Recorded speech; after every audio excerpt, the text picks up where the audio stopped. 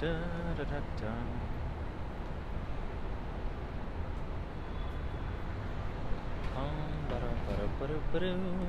La, da, da, da, da, da, da, da.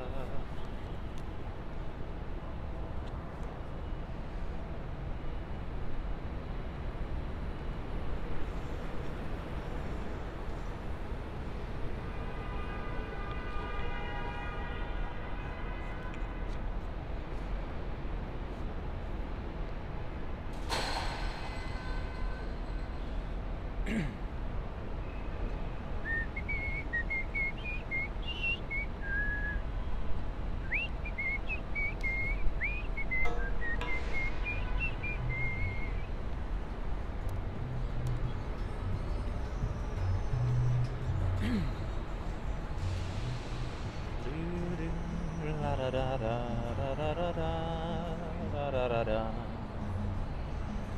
Do, do, do, do, do, do, do, do, do, do, da, da, da.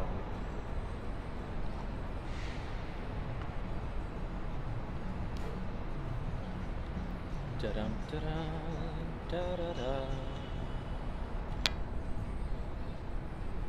Boo-doo-doo-doo-doo.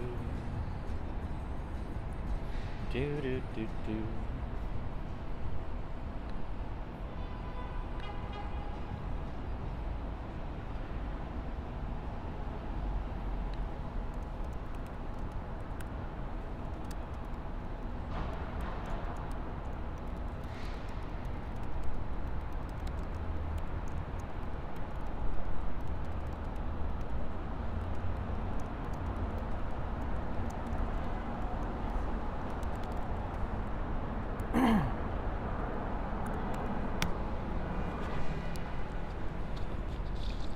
All right, welcome everybody.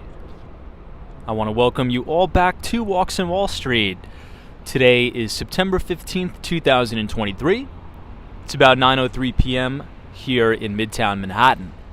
And we are reporting live outside of 432 Park Avenue. We are sitting in between Madison Avenue and Park. Quickly give you a shot of what we're talking about here. Beautiful night. Cold night, though, in New York. So I left the house this morning, and I was in my, usual normal summer attire, right? I was freezing. The whole day I was absolutely freezing. So I had to buy a sweatshirt, and that's what I'm wearing right now.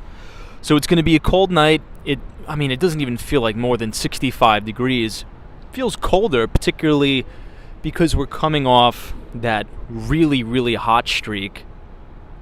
All but, 7 days ago we were walking around in near 90-degree heat and humidity, and now it's cold and it's also windy.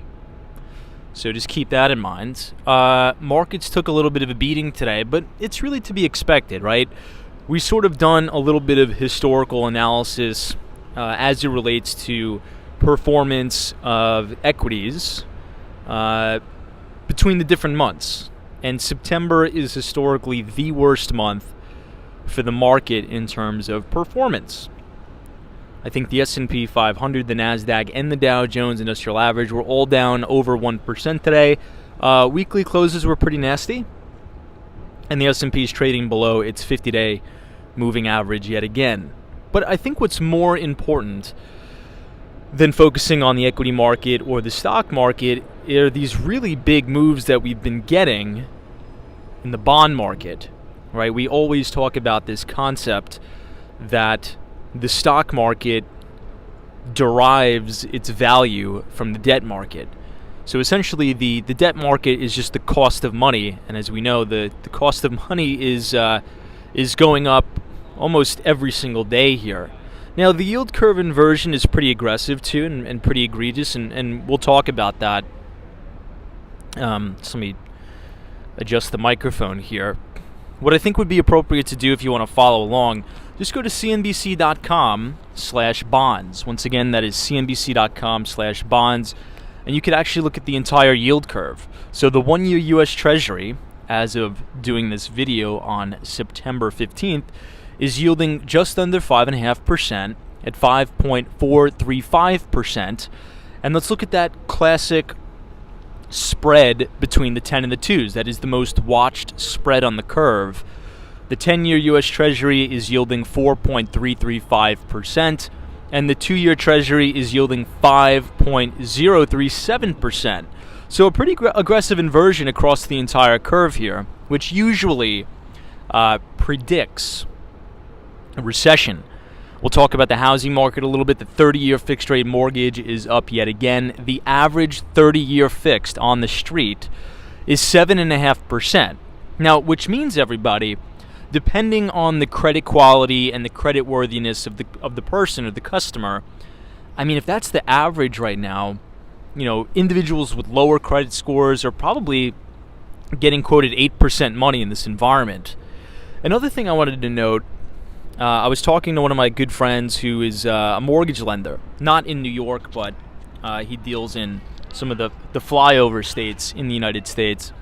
And what he is saying is that in certain neighborhoods, at the lower price points, you're starting to see volume in terms of sales transactions shrink a little bit, which you would think that, you know, if the cost of money is going up, you would see a little bit of a squeeze in the upper middle class, you know, 1 million to 2 million range in some of these flyover states. But what he is seeing is that the deal flow at the lower end, right? Think about a $250,000 to $400,000 home. The reason why a lot of those deals aren't happening is because the banks just aren't lending on those deals. Just because, you know, they're sort of battening down the hatches and tightening here, which is, it's interesting to note that.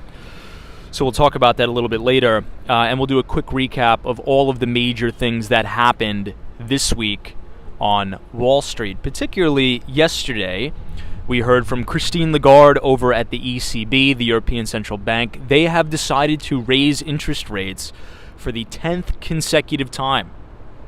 Okay, so this isn't just a phenomenon in the United States with the Federal Reserve. This is global central banks here in a coordinated effort into tightening monetary policy. We have some updates from the New York City rental market as well as the New York City sales market. One of the things that we saw in the CPI report this week that came out on Wednesday is shelter costs actually came down a little bit. And the one thing that is continuing to go up, or starting to go up again, is energy, particularly crude oil. But in Manhattan, I want to think back to the month of July. In the month of July, the average rent on the island of Manhattan hit an all-time record high of $5,842. I mean, think about that for a moment. So in July of 2023, the average rental price on Manhattan, $5,842. Now, the median rental price was right around $4,500. We fast forward to August data, we actually got a little bit of relief. So the rental market is softening here in Manhattan. Now, the average rent came in at $5,640 for August, and the median rent came in at $4,491. So not these massive declines, but it's a move in the right direction. And I'm seeing it here on the ground floor every day in the business. Deals are falling through left and right in this market. Rentals are sitting on the market way, way longer than anticipated. and particularly for new development, okay, oftentimes the process, the way it works, is a big developer will tap a sales team like Corcoran Sunshine or the Kirsten Jordan team at Douglas Elliman or whatever team, right, to sell the development. And developers right now are just having to face the reality that maybe some of these units are priced top tick and they're sitting on the market. And that doesn't really look good for anybody. It doesn't look good for the sales teams, and it doesn't look good for these condominiums to have these units just sitting there and not moving. Obviously, as we talked about liquidity, usually real estate is the last asset class to reprice because it is less liquid. All right, everybody, so here's what we're going to do. I'm going to close up the laptop. I'm going to say hello to everybody in the chat. I want to wish you all a phenomenal Friday, and I want to wish you a great weekend ahead. And tonight on the live stream, it is officially the second day of the Feast of San Gennaro. So we are going to walk downtown to Little Italy and check out just what's going on for the feast. So allow me one moment and we will get started, everybody.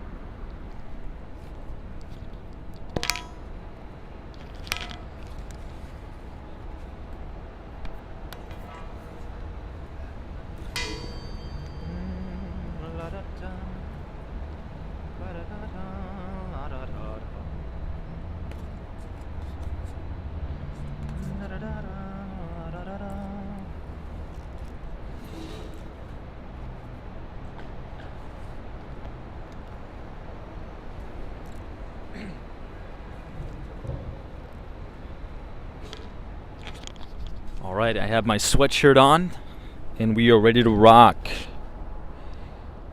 So we are reporting live outside of 432 Park Avenue. Welcome everybody to New York City's Billionaires Row.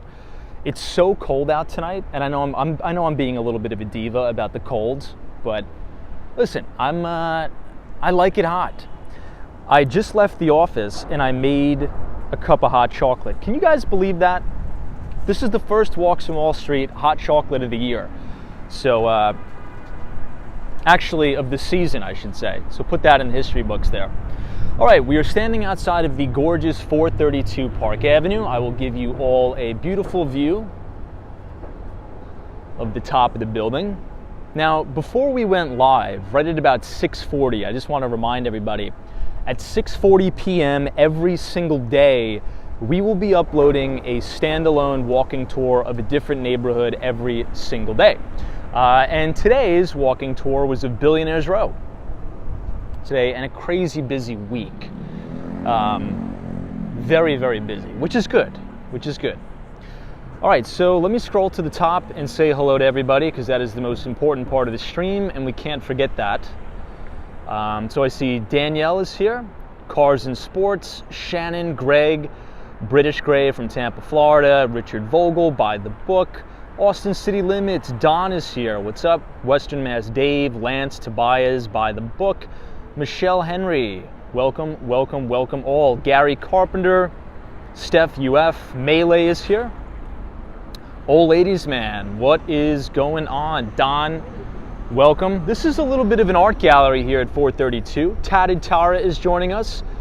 Deborah, Renee B says, what a beautiful, cool, crisp night. Good evening, Tom, and enjoy. Thank you so much. Our good pal Smee Media is joining in, which is great. We'll quickly go to the corner here of Park Avenue. This is East 56th Street. We'll take a quick peek at the brand new Class A office tower of 425 Park Avenue, which looks great. This is going to be the temporary home to Citadel Securities here, everybody. And speaking of Citadel Securities, I wanted to mention one quick thing before we dive right into the stream. Did anybody see the interview with Ken Griffin from Citadel Securities? I believe Bloomberg was the one doing the interview. And I loved this interview. I just didn't have enough time to program it in the Nightbot. But Ken Griffin was talking about some of the things that we discuss almost, I wouldn't say every night, but we've discussed it before on the live stream. And it's my concern with the fact that there's been so many added rules and regulations, particularly by the SEC, so the Securities and Exchange Commission, Gary Gensler and the like, that companies right now are opting or choosing not to go public. And that's a very negative, or I should say that is going to have very, very negative effects on average everyday investors. And let me explain why. And I've explained this before, but I think it's appropriate to do it again because I believe it's going to affect all of us, particularly those of us who are not of accredited investor status. Here is the Aston Martin showroom, perfectly placed right on Park Avenue with all the hedge funds, investment banks, and the like. Hey Greg, what's up? Now, the issue that I see is if you look at the data going back, hey WM, thank you so much for your $5 donation as well. This is for a hot chocolate, love your streams, Tom. Thank you WM, and thank you Greg. I appreciate it very, very much. Now, the problem is, if you look at, we'll wait till the ambulances go by here. If you look at the total number of companies that are publicly traded, it's been in steady and significant decline ever since the late 80s. And companies are choosing to stay private for longer. You know, you have the rise of private equity, and it's sometimes more attractive for these companies to stay private for longer because they don't have to deal with a lot of the rules and regulations that come with being a publicly traded company. Now, why is this an issue for average everyday investors? Well, I'll tell you why. Because usually, right, about 99% of the time, only investors of accredited status are able to invest in private companies, right? And what we're seeing now with this big push towards artificial intelligence, AI, and machine learning, a lot of those startups are being funded by private equity, venture capital, and a lot of the retail investors, such as, you know, the majority of Americans, are kind of left out in investing and taking advantage of those great companies. If you look at some of the biggest and best companies in America, Apple, Microsoft, Amazon, you know, they went public at very reasonable valuations in comparison to where they are now.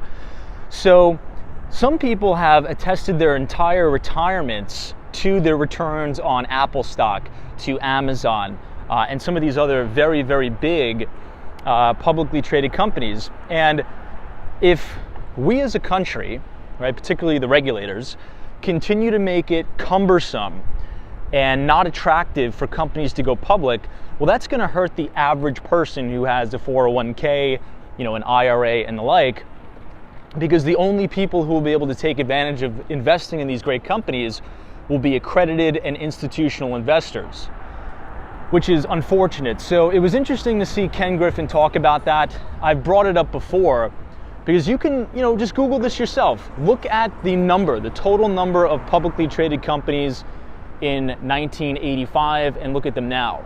It's a steady and steep decline. Hey, DAWG, thank you so much for your very kind $5 donation. It says, hey Tom, quick question, since you're a new agent, how did you get into such a massive real estate team? Was it connections or just curious? Yeah, I mean, no, it's a great question. So yeah, I work for one of the most successful real estate sales teams in Manhattan. We do a lot of volume. And I think it's, you know, I reached out to the team. Also, the team is a little bit unique because they have two sort of arms of the team, right? So we sell, obviously, luxury real estate and any real estate in New York. And I pitched the team on expanding those sales operations to South Florida and Miami. So I'm going to be coming on board to essentially, you know, draw up that business plan and launch our sales operations in South Florida. Number two, which is sort of the second part of the team, we also develop real estate and invest in it. So Kirsten's husband runs a sort of boutique. Man, it's so windy tonight and it's freezing. Sort of runs a boutique private equity firm, and long-term goals for me, I want to develop real estate on my own. I think it'd be fantastic to walk the streets in New York and say, hey, you know, this is, 510 Fifth Avenue, and this is my building that I built. Things like that. So, I think those synergies there aligned. Also, I have about 12 years experience in tech sales. So I have a lot of connections there, some connections in the hedge fund business, and I've ran a pretty large organization at my last company. So I know how to, manage people, draw up business plans, and sort of expand there. But yeah, I'm excited about the opportunity. I believe that you should always go head first into a new venture when it's the most difficult environment. And right now is a very, very difficult environment for the broker business. Very difficult, because deals aren't getting done, right? The heyday when everybody wanted a piece of the action was when we were living in infinite ZIRP, right? Zero interest rate policy. Free money was floating around all over the place. So at the turn of a business cycle, when you have a massive washout, people who were diligent, who have saved a lot of capital, can then go into the market and sort of plant their flag into the ground and hopefully even pick up some distressed assets, right? Not only on the residential side, but maybe on the commercial office and retail side too. So that's sort of the plan. And I think I'm learning a lot. So thank you for your question. And yeah, I'm very, very happy to be a part of the team. Very happy. All right, we are now standing on the corner of Fifth Avenue, and we are standing right across the street from the Trump Tower. This is the residential side. I think I took you guys inside the lobby a few days ago. Maybe we'll do a quick peek look in the lobby right now. I know that it closes at 10 o'clock, so we may just be able to make it on time. If you look at some of the flags in the distance, that'll give you some perspective of just how windy it is tonight. The temperature must have dropped at least 20, 30 degrees. It's freezing. Hey, everything in Miami, what's up? Good to see you. Christina's here, Joel PM. Says any John or Jane can invest into private equity ETFs, so not just the 1%. Yeah, but those are not a fan of those. Not a fan of those. For various reasons. All right, so this is the lobby of the inside of the Trump Tower. Now, selfishly, I'm ducking in here to get out of the wind a little bit, but I think we have a lot of new people who haven't seen it. So here it is. This is the lobby of the Trump Tower right as you come in. Now, on the second floor, there used to be a Starbucks here. I'm not sure if anybody remembers that. There used to be a Starbucks right in front of us. But as you walk in, you're greeted with this huge American flag. I think it looks kind of nice. Hey, Miss Jennifer's here. Says, hey, Tom. Hello, everybody. From Michigan. Miss Jennifer, welcome to New York City. They keep everything so clean and nice in here. Everything is like spit polished. It's super clean. Now, as you make a right, this is the sort of like the whiskey and wine bar / lounge. You have the presidential seal right here with all of the military flags. So you'll have U.S. Army, U.S. Marines, the Navy, the Space Force. Shout out to the Space Force, the Coast Guard, and then all of these beautiful American flags here. TD says, are those the famous elevators? They are. But the escalator is right here where the former president made his announcement to run. It was right down here. There's actually a pretty good restaurant in the bottom floor. I believe it's called the Trump Grill. But it's a pretty nice space in here. They keep it very clean. It's very efficient. I just wish the waterfall was on, but I believe it's down for the season for maintenance. But it's a pretty nice building. Anyway, I just wanted to show everybody just a quick walkthrough. We'll take a peek at the directory. So you have the store on the ground level, you have the cafe. Cars and Sports says, what's your favorite building entrance?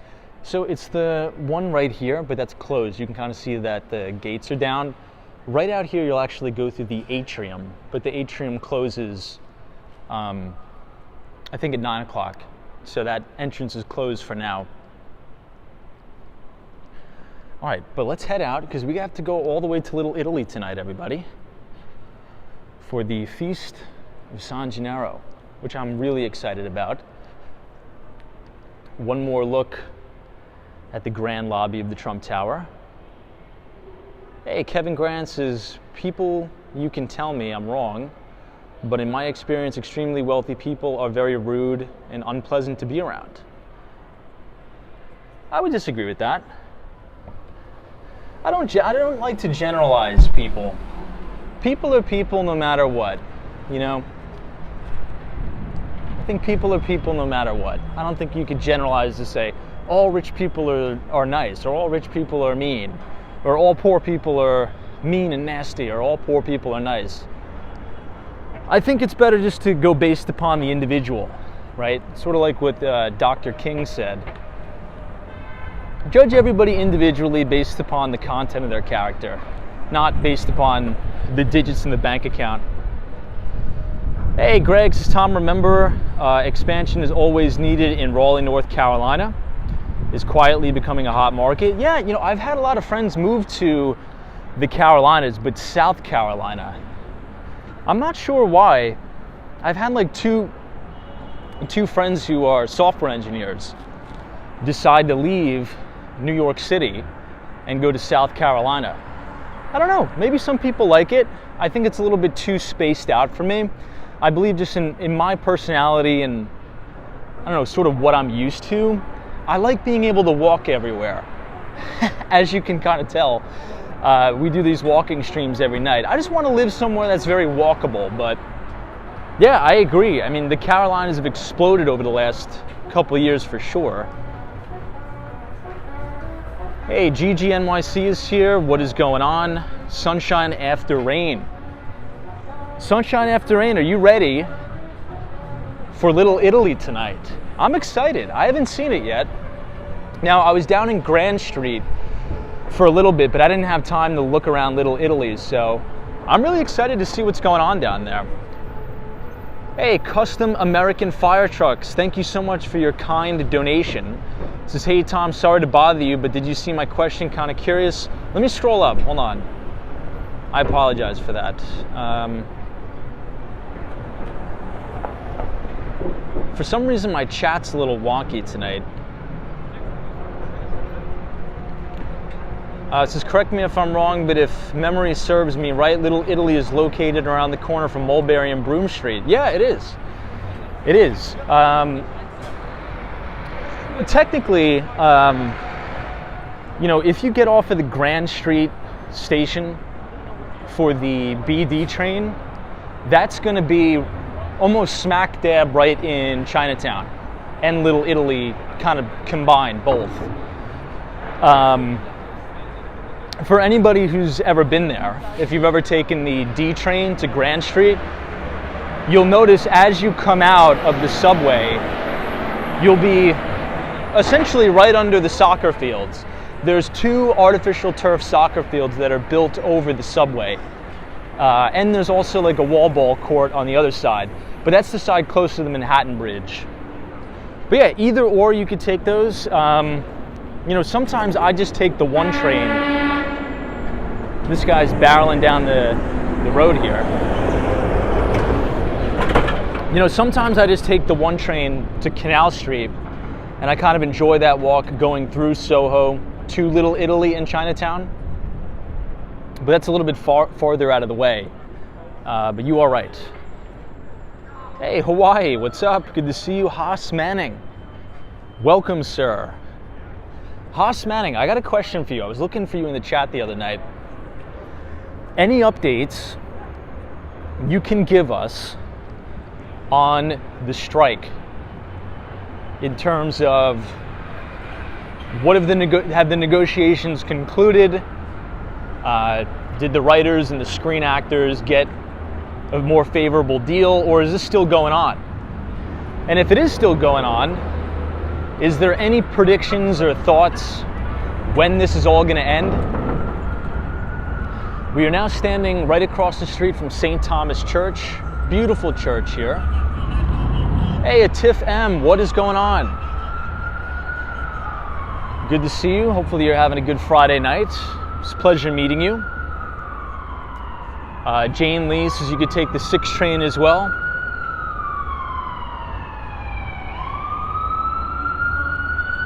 Edward Adams says, Tom, if you just take the 6 train to Spring Street, you'll be a block away from the feast.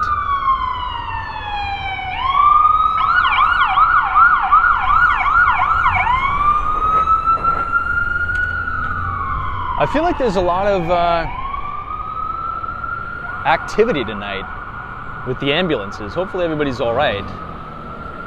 Hey, OMG, says Tom, how much walking do you do on a daily basis? It's a good question. Now, I don't know exactly, but I do look at the health app, I guess. Does anybody have iOS here? I know the audience is probably split 50-50 between iOS and Android. But for those of us who have an iPhone, if you go into your health app, it'll show you your steps. And we average, I think, 26,000 to 36,000 steps a day, depending. Haas Manning says, Tom, negotiations are still at a standstill. Actually, we are on double strike against gaming. Wow. Hoping for the best, however, I'm so okay with getting everything taken care of now. Yeah, because I mean, you've been telling us about that for a while, and it seems like it's been going on for a while, all summer. Now, speaking of strikes, anybody following the auto industry with all those potential strikes? I think all 3 of them are on strike at the same time. Troy Atman, what's up? Good to see you. Leo says, when's the perfect time to visit New York City for the first time, as a first timer?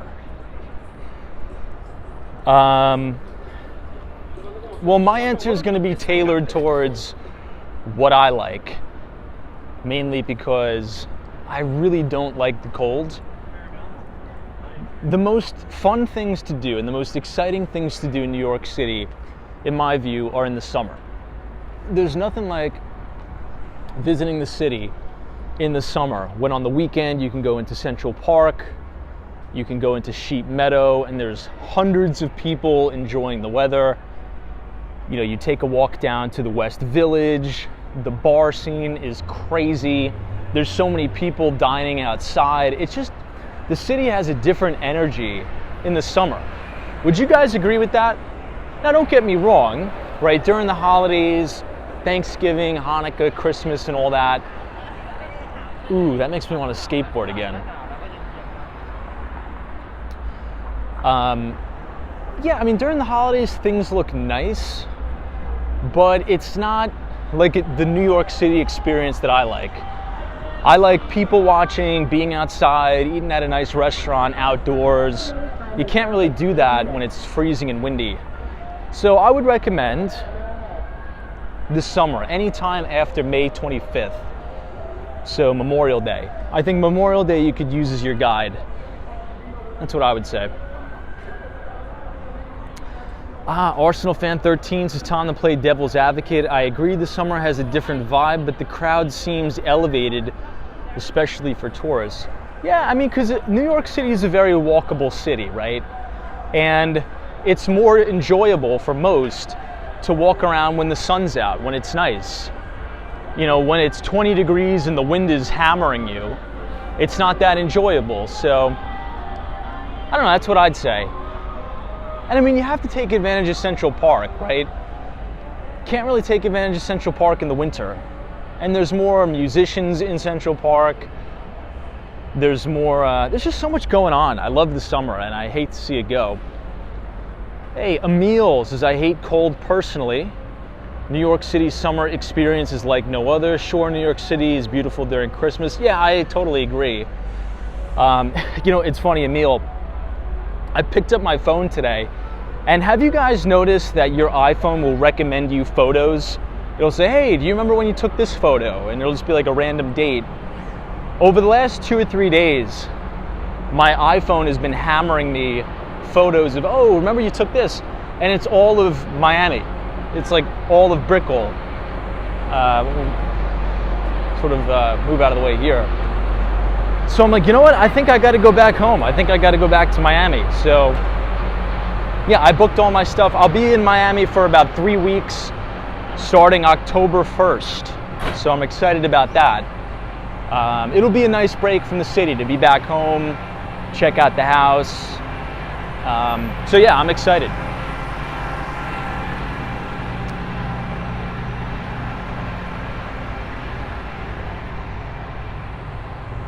Adrian says you're getting it too, yeah. And all of the photos so far have been palm trees, the water in Miami. And I'm like, yeah, I gotta get back. I gotta get back home. Hey, Sally, what's up? Good to see you. Kevin Grant says, Tom, pleased to see the American Automobile Union standing up for themselves. American workers need to join unions to increase their worker rights. Now, I think, good point, by the way, about that news. But is it true that this is the first time that all of the major auto OEMs are on strike at the same time? I think I read that today in the Journal. Hey, Daniel G. Hey, Tom, good evening. Miami sun. I can't wait to get back. I can't wait to get back. We're working on some interesting projects, by the way, in Miami, Florida, so stay tuned. Deep Value Alex is, where are they celebrating the Latin Independence Day festivities? Deep Value Alex, you know what? I'm not too sure, but I don't know if you noticed, right here, there's all these cars with Mexican flags. So usually what happens is they drive around Times Square and things like that, but I've been noticing that today in the city. There's been a lot of cars waving like Mexican flags, things like that. I didn't know that's what it was, so pretty cool. All right, we got to pick up the pace here a little bit, guys. I'll throw out my hot chocolate. So I was reading another article today in the Wall Street Journal. Now, for the first time in history, American credit card debt reaches $1 trillion. Wow, anybody see that? So here's the concern for me, right? I was gonna say generally speaking, but it's not generally speaking. Consumer debt has the highest carry by far, so comes with the highest interest rates. Some credit cards could have, 19% or 20% APY, which is really, really ridiculous. So my concern here is that Americans are continuously growing their balances of consumer debt. All the while, we have some of the highest rates in over 20 years. And Albert Einstein once said, he says, compound interest is, what did he say, the eighth wonder of the world or something like that? Well, it works both ways. Compounding interest could be very good, when you want to grow your retirement account or your investment funds and things like that. But interest also compounds on your debt, which is very, very detrimental, and it could make it even increasingly more harder for people to get out of debt. So just when interest rates are their highest, debt balances on credit cards are their highest. So, just a little bit of a reminder that you never, if you can, right? I know life happens and things happen, but if you can, never carry a balance on those cards, because the interest is some of the highest ever, 19-20% interest.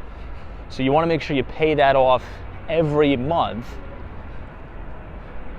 It's a little bit of a reminder.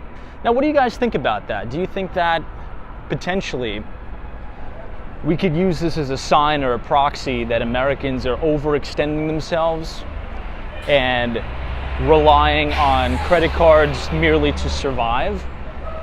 I mean, maybe we could conclude that, right? Particularly after Wednesday's inflation report, the CPI, in the United States, if you want to look at a month-over-month basis, CPI was up 0.6% in August.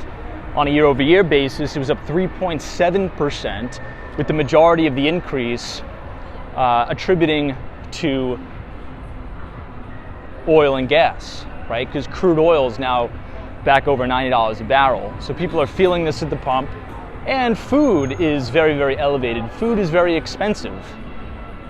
So maybe more people are turning to cards as a way to stay afloat. Michael Joseph's credit cards are so stressful. Ellen's credit card debt has been an issue since '95. It was the year I was born. Gigi NYC, what's up? Good to see you. Cooking is here. Steph UF's to switch to 0 interest cards for 15 months, pay off. Lots of companies have that promotion. Very interesting. Very, very interesting. Now, some cards are charge cards, right? I think the majority of Amex cards are charge cards, meaning that it's not possible to hold a balance. I think you have to pay it off every month in full. Loose 72 is here. Tube England says it's easier to get into debt than to get out of it. Now, speaking of the Independence, right here on the corner of East 43rd, I see some festivities in the distance. I see a really nice Mexican flag waving in the breeze. Let's check it out. Let's see what's going on.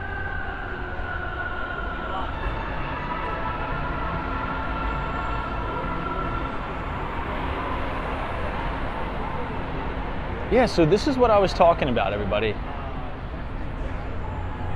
You'll have this parade of cars here.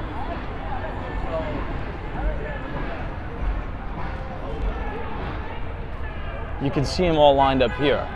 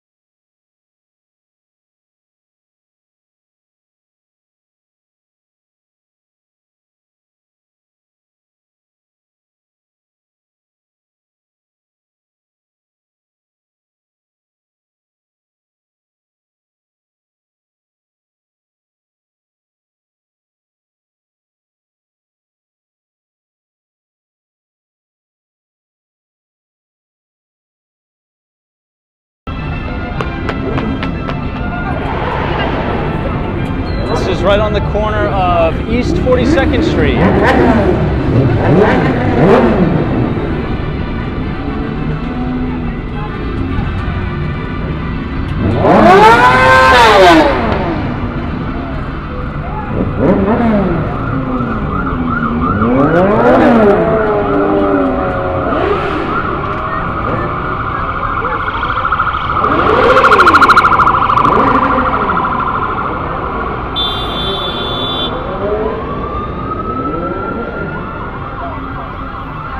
Let's cross.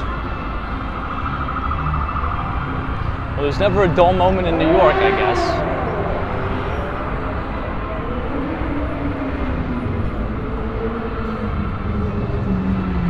All right, let's take a look at the Chrysler Building for a moment, and then we'll head back down.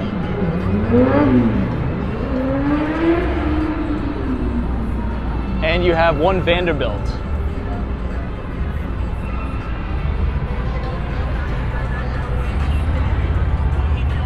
Yeah, I didn't know that. NAV. NAV 0407 says today is Mexico's Independence Day. I didn't know that, but there's a lot of festivities going on. It looks kind of cool. There's a lot of these really unique classic cars here as well.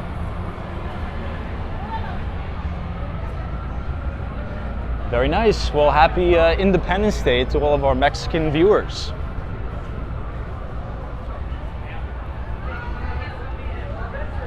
I sort of remember this from last year though, don't you guys? They usually start with sort of like a car parade and they drive through Times Square. At least that's what I vaguely remember from last year. Hey, Teresa Diaz, what's up? Michael Joseph, happy Friday, sir. Welcome.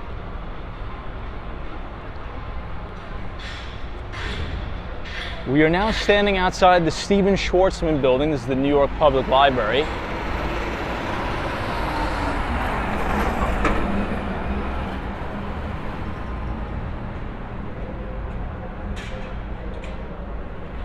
I know, trades for free. This is Mexican Independence and San Gennaro's feast. Yeah, there's a lot of stuff going on in New York today. And that's where we're headed. We are headed down to Little Italy tonight. It's a nice night for it. A little cold, a little chilly, but not bad. This is East 40th Street and 5th.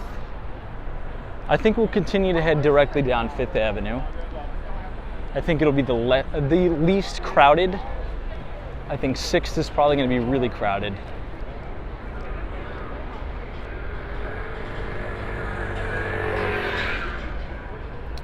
Since we have the light, we might as well cross.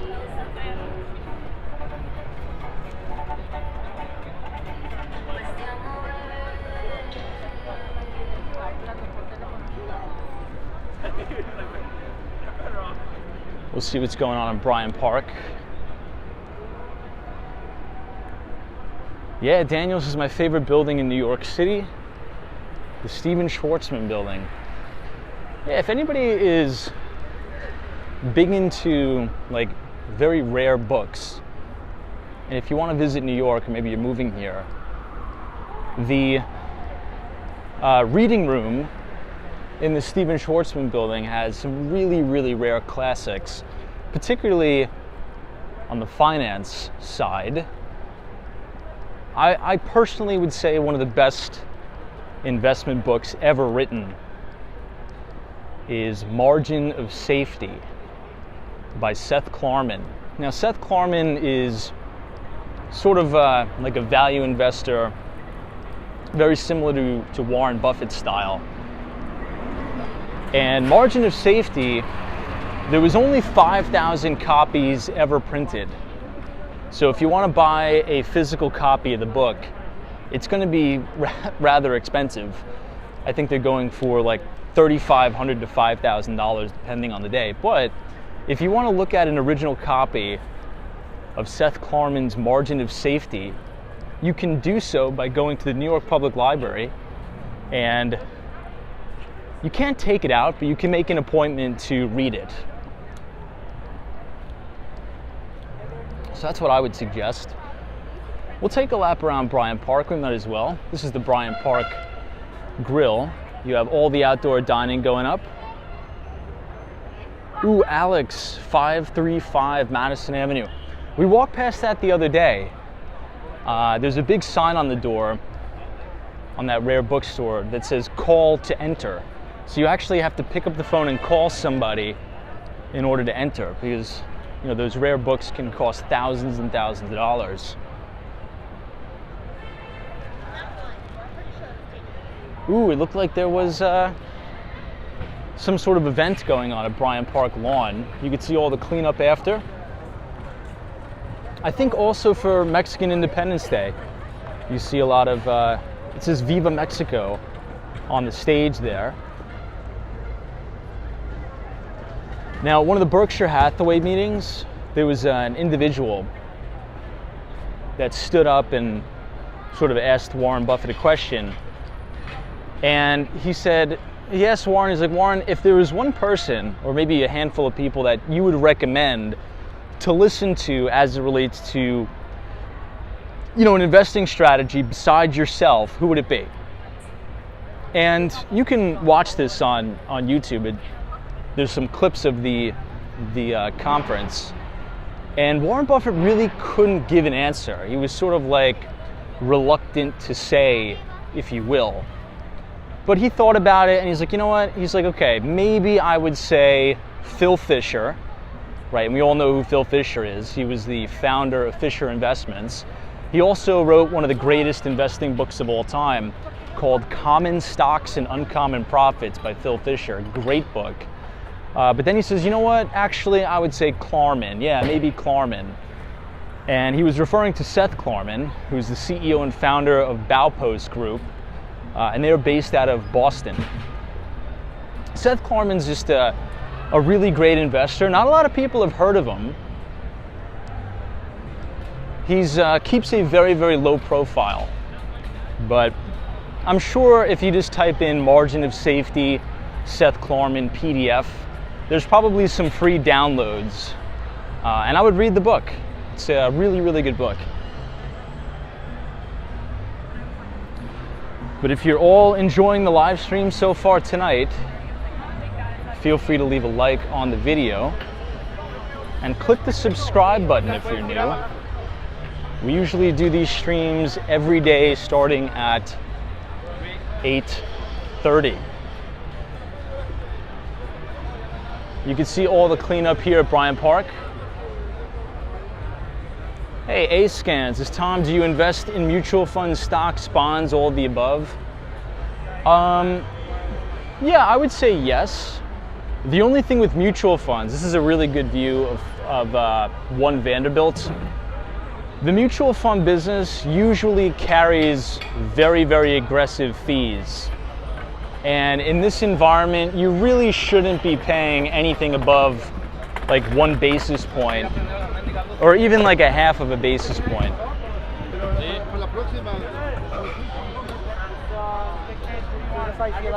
Excuse me. I mean 1% rather. Sorry, I'm just trying to navigate the crowd. If your expense ratio is more than 1% on a, like an ETF or a mutual fund, I think that's a little bit too aggressive. I think that's overpriced. Well, let's see what's going on here.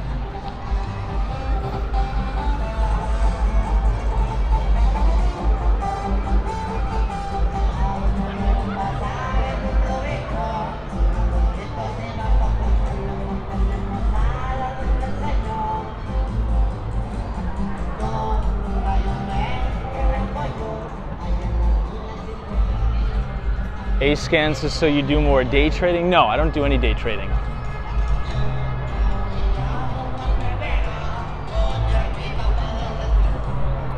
With day trading, if you mean buying and selling stocks on the same day, I mean, that's been historically proven to be a loser's game, right? Because you have to understand your competition. Your competition are all the quantitative trading houses on Wall Street. And there's no alpha there. Unless you're running a quant strategy, it's almost impossible to make any money there.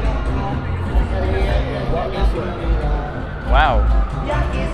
This looks really good. That looks really good.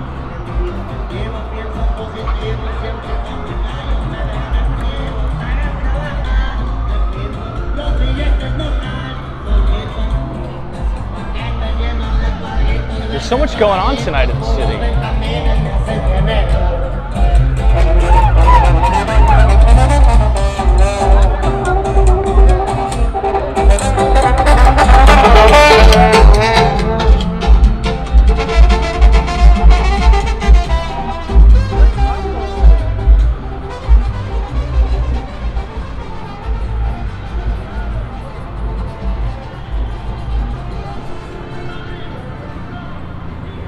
All right, let's head down by the Bank of China.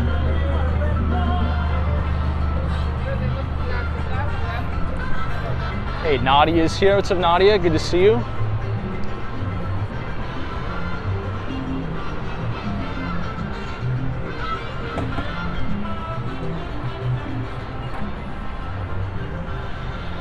Western Mass Dave, always a pleasure.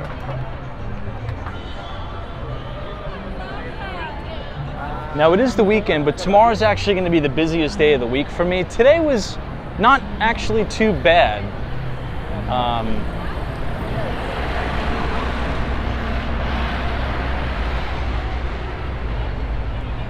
You know, in the real estate business, usually the weekends are the busiest, actually. So I got to be up early. I'll be down in Soho yet again.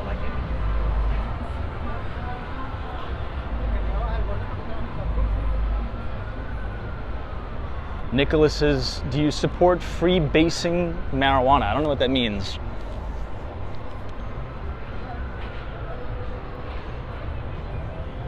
Hey, Handsome Devil says, Walks on Wall Street, outstanding audio and video as usual. Thank you so much. Happy Mexican Independence Day and the second day of the San Gennaro's Feast. Let's cross here and then we should have a straight shot all the way down. Lots of traffic tonight.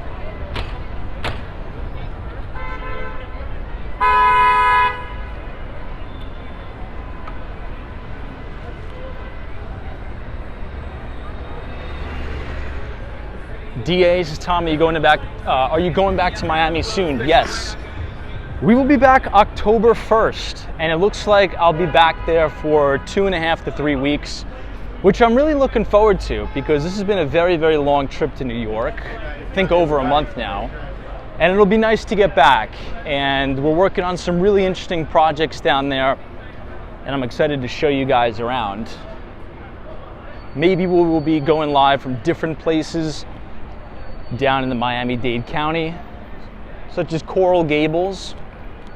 I think that would be an interesting town to show everybody.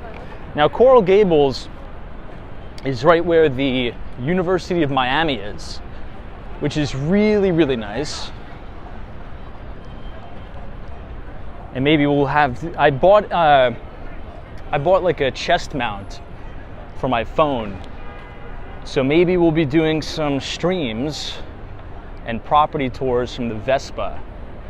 I have some interesting things planned, and obviously Miami is not a walkable, I should say it's not as walkable as New York, so we need some wheels to get around.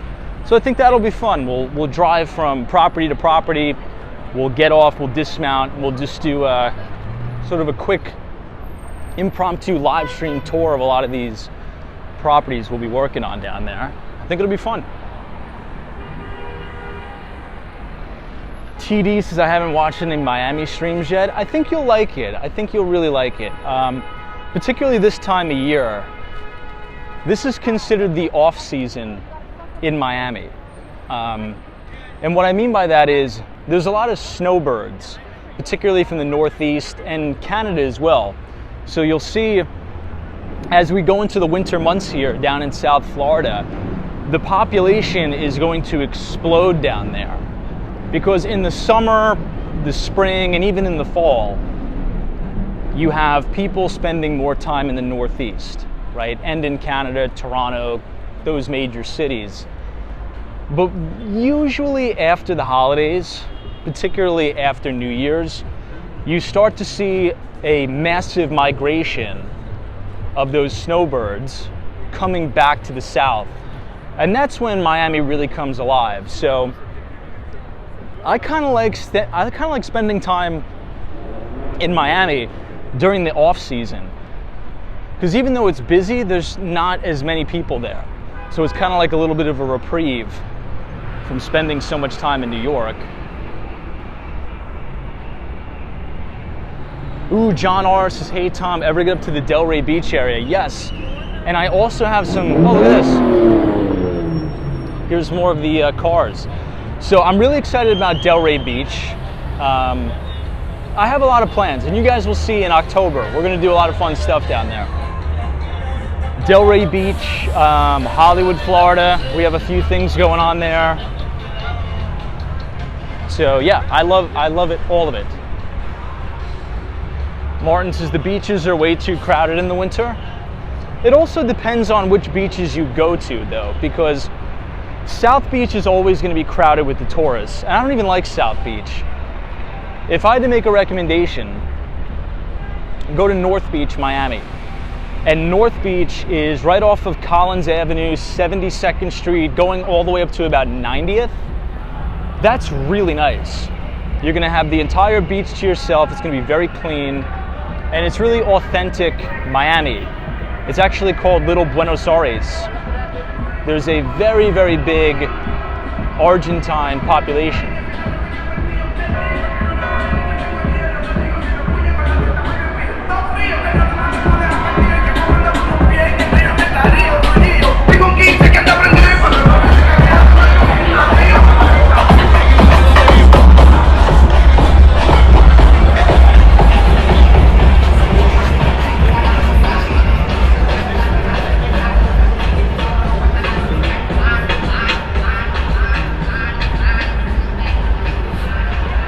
I feel like the city is a lot more crazy tonight than it usually is.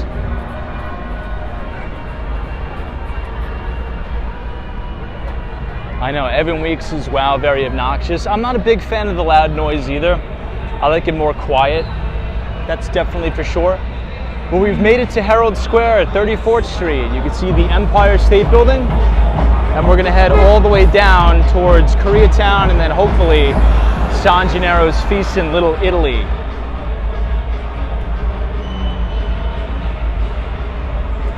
.350 miles per hour media. What's up? Just totally agree.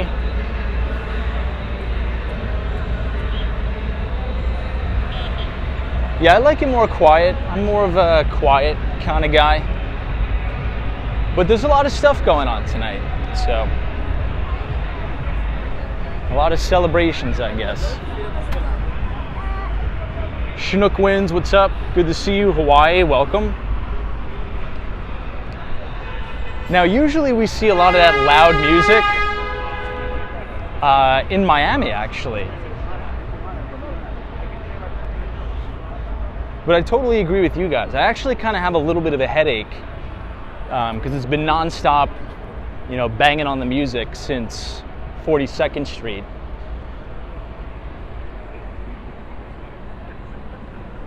I know, isn't that kind of hilarious? Troy Atman's like a quiet kind of guy that chooses to live between New York City and Miami. It sounds crazy, but, you know, I think Miami gets a bad rap. When people think of Miami, they think South Beach, they think of partying, they think of going out to the clubs. It's not really like that. You know, when you live there, depending on where you live, I guess, it's actually very quiet, very secluded. At least the neighborhood where I live, it's very, very quiet, very private, almost never any loud noise. You know what I mean? Like a joint.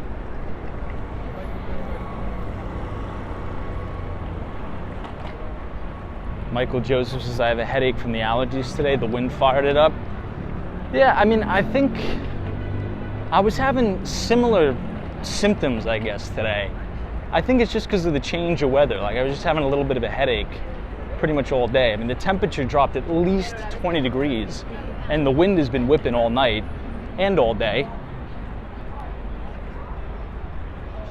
All right, so this is 32nd Street.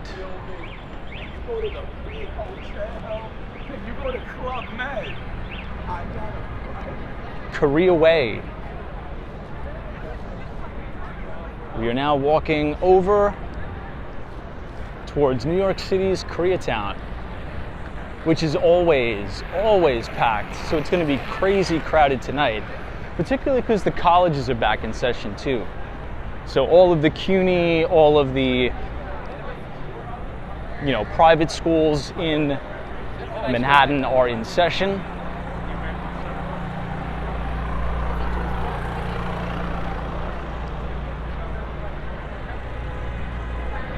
So we'll make a right here.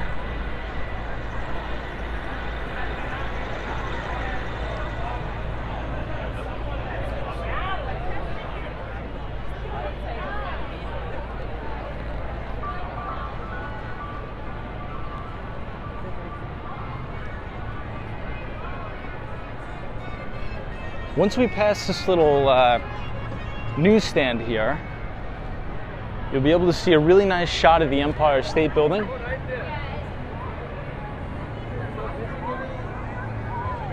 That's an awesome shot.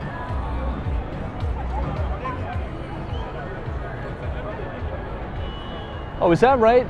The Farmer's Almanac says it's going to be a milder winter this year. I mean, please God, let's hope that's correct. Not a big fan of the snow. One thing you'll notice about snow in New York, here's the thing that I don't like the most about snow in Manhattan particularly. We usually don't get like just flurries. We'll usually get like 2 or 3 big storms a year, right? That'll dump like 6 inches to a foot of snow. Now, many of you must be thinking, wait, 6 inches of snow, that's nothing. I get that every day where I live. No, I get that, but the problem in New York City is like, where are you gonna put the snow, right? Like, we don't even know where to put our garbage. What do you think we're gonna do with 6 inches of snow? So it piles up and actually pulls up right where everybody needs to walk. And then a few days after the fact, when everything really thaws out, you have these huge lakes of icy water that stay there for weeks. And that is what I hate the most about snow in New York City. It's the absolute worst. It may seem trivial to a lot of people watching, and I get it, I know. But until you've lived it and you're walking down the street and you think you're about to just step on the sidewalk and then your foot goes 6 inches deep in a slushy, filthy, icy puddle, yeah, it kind of sucks. I know. I knew Adam Wagner was going to chime in. He says, snow, I live in Buffalo, New York, and we get 4 feet at a time and it's no problem. Yeah, I mean, that's the thing. Like, if we had 4 feet of snow in Manhattan, the city would be down and out for at least 5 days. I mean, if you really think about it, where are you going to put it? I mean, 4 feet of snow? It's insane. In 2014, I believe, it may have been 2015, I forget, but New York City had this massive snowstorm. Let me cross the street. We had this massive snowstorm where they were taking the snow and putting it on trucks and dumping it in the river just because it was piling up so crazily on the sidewalks. Oh, Jake, was it 2013? You may be right. It probably was 2013. I just remember Bill de Blasio coming on the news, and he said something so hilarious. Because New Yorkers are crazy, right? So there was a complete ban at the time of the snowstorm on non-emergency vehicles. So, I mean, that's pretty self-explanatory, right? If you're not an emergency vehicle, you can't drive. And at the press conference, the mayor was getting a barrage of questions, and you could see him kind of going off the screen because it was like live questions over Twitter. And every other question was, well, what about food delivery bicycles? And it got so crazy. There was so many questions of the same thing that Bill de Blasio, he addresses it. He's like, guys, he's like, we've been getting the same question. He's like, a food delivery bicycle is not an emergency vehicle. So, no. It was, I don't know what, it doesn't seem so funny, but in the moment it's hilarious because, you know, New Yorkers, they're like, oh, it's a snowstorm. Let me, you know, abuse the poor food delivery guy to go out in 4 feet of snow to deliver my, you know, pizza or something like that. It's like, dude, you can cook at home for 2 days. You can give the guy a break. All right, where are we at now? This is West 28th Street. I want to point out one thing that the city did. This is a semi-recent change that we made here in New York City. So as you walk down Broadway, particularly to the Flatiron District, you'll notice how the streets kind of narrow a little bit. 2 reasons for this. Reason number 1, they wanted to make dedicated bike lanes to make it a little bit more safer for cyclists, which I totally agree with.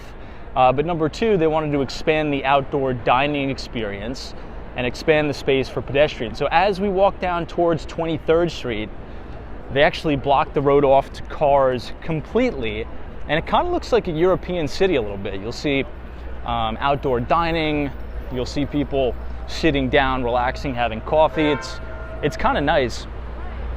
And the bike lanes are way bigger than they once were. This used to be a really, really troubled street. Lots of accidents, lots of problems with bikes hitting pedestrians, bikes hitting cars. It was a big problem. And I think the city's moving in the right direction to fix it. Looks kind of nice.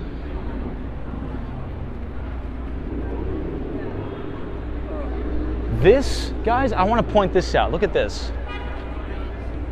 Now, I don't drink alcohol, but look at how unique this place is. This is right on the corner of West 27th Street and Broadway. It says liquor infused ice cream bar, 4.9% alcohol. It opened in 2017. I think that's such a cool idea. So they make it like a bar scene in here, but it's all ice cream. So they don't serve just like straight up drinks. It's alcohol and liquor infused ice cream. That's kind of a cool idea. And every time we pass by the place, it's pretty packed. Anybody ever been here?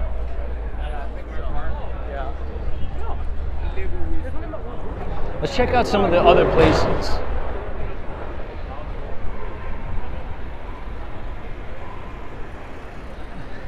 I know Mike MTL. If you get pulled over by a police officer and the guy's like, "Sir, have you been drinking tonight?" You could say, "No, I haven't been drinking," and technically you'd be telling the truth. But hopefully you don't drink and drive. That was just a joke. This looks like a Mexican restaurant that's brand new. You could see some potential patrons checking out the prices and the menu. Breakfast, lunch, and dinner.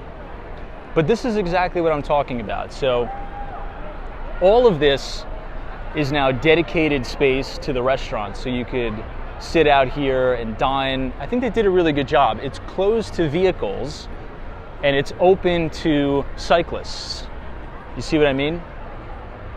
Now, who agrees with the city's decision to do this and who disagrees with it? Now, I don't drive, so maybe this is a little bit biased, but I think this is way better. I think cities should be more pedestrian friendly and more walkable and more safe. And this really gives it a different vibe. It's sort of like being in a European city. It's kind of nice. See, the cars will reroute around the block. All right, let's continue on our walk. Whoa, there's a huge line for the Smith. Why? Steph UF says completely agree. Robert says I agree. I wonder what's going on at the Smith. Oh, it's not the Smith. It's, oh, this is that rooftop bar that everybody was telling me about. This is 230 Fifth Avenue Rooftop Bar. Wow. The line goes all the way down to West 27th Street. I feel like somebody emailed me about this place one time. I've never been, but it must be good. People are waiting in that long line to get in. Let's check it out one more time. Oh, let's watch this. Maybe this will give us a little bit of an idea of what it is.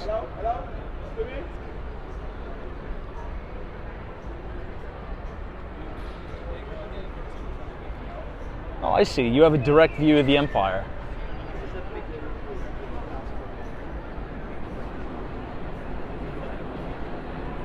Anybody been to this place?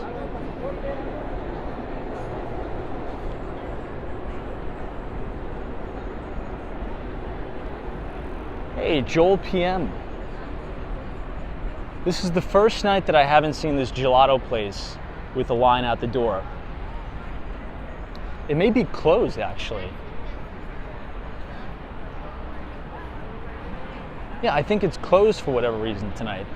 Usually this place is crazy. I think they're doing some renovations. You can see the sign on the door, but this place is always all the way down the block. Oh, Emil says, I've been there, and to be honest, it's not as hype as it seems. Maybe it's more of like a touristy thing, I guess. I don't know, I'm not a big rooftop guy. If I'm gonna take a client out, I kind of want it to be a little bit more quiet and not loud and around 1,000 people. The Campbell Bar is a great place for that. We've mentioned it a bunch of times on the stream. This is, you know, the continued outdoor dining space as we head down towards the Flatiron District.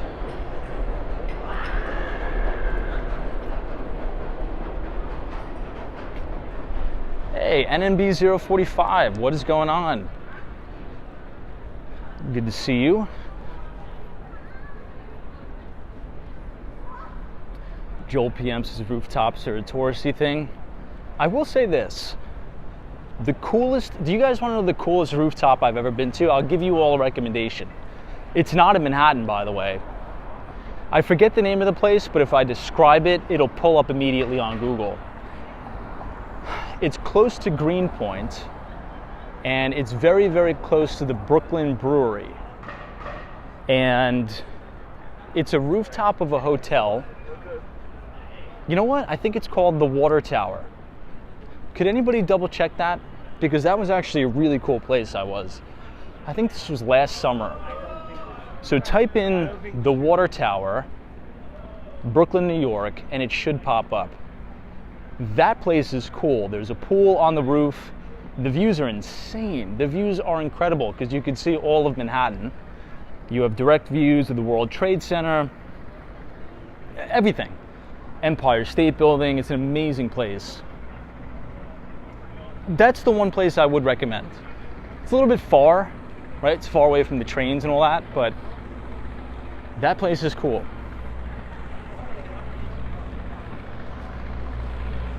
So we are now coming up on 23rd Street.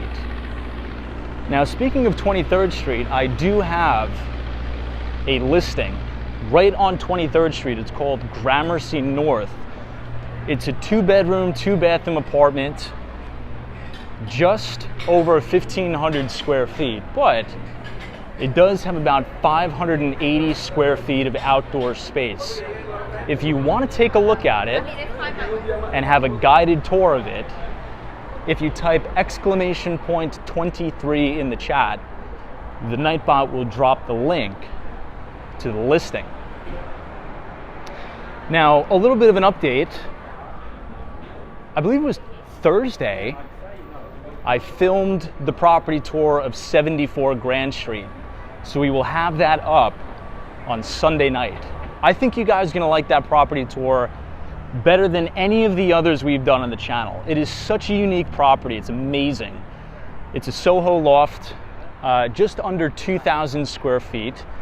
It's 2 bedrooms, 3 bathrooms, and you have your own private elevator. And the developer totally restored the 32-ton original cast iron facade. It's an unbelievable property, and we will have that up Sunday night, so look out for that. And that's our listing at 74 Grand Street.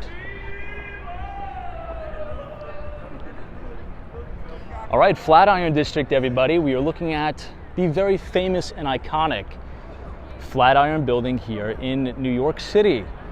Now, we've said this many times before, but unfortunately this brand new development is totally blocking the view of the Empire State Building. But I guess to look on the bright side, if you choose to purchase a unit in this new development, new condominium, well, you're gonna have an unobstructed view of the Empire State Building, all while knowing that you ruined the view for everybody else. Just kidding. Not really, though.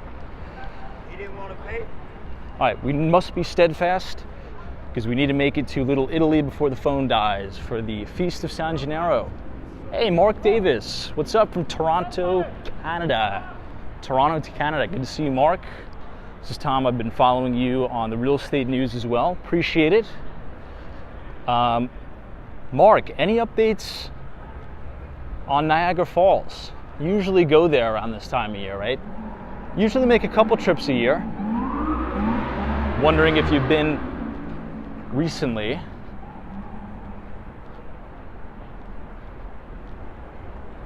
Adam says, I do like Tom's condo walks and real estate videos. I appreciate that. What I'm trying to do with it is come at it from a little bit of a different approach. And I'll sort of tell you why. A lot of the property tours that I watch on YouTube are fantastic. They're like amazing, but they're almost like too amazing. Does that kind of make sense? Have you ever seen something that's almost like too amazing that it doesn't really seem real? What I'm trying to do is make it raw and uncut and unedited to show you exactly what it's like to live there. And that's why I like to start out in the street.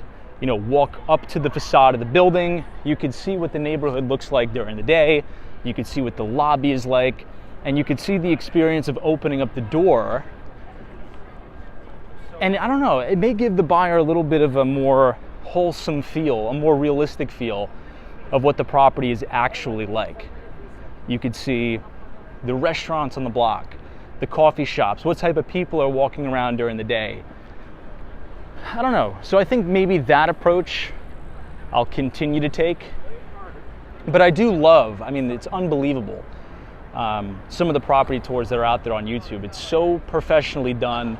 It's almost like they're shooting a movie, which is fantastic. I love that, but I don't really see too many property tours that are kind of unedited, raw, and almost poor quality in a way. It's kind of weird that I'm saying I want to make poor quality videos, but I just don't know any other descriptive term for it. So hopefully that makes sense. I don't know if I'm explaining it right, but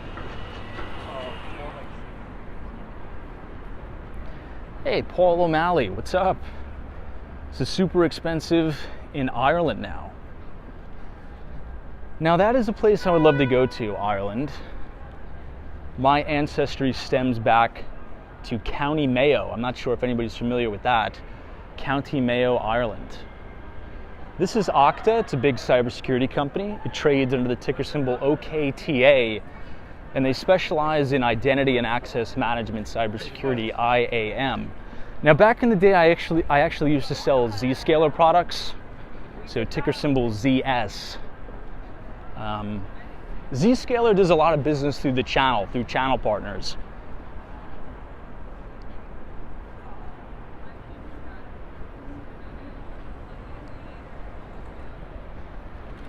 JJ, good to see you.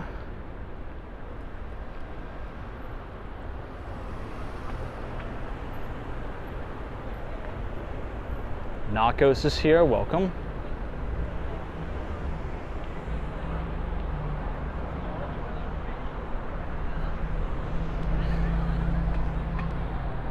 All right, let's check the battery. Oh, we're good, we're 40%.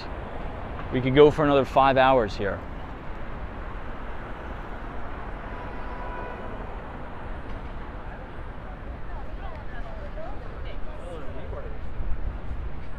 I'd say we're about 15 minutes out from the Little Italy festivities. Let's see if I'm correct.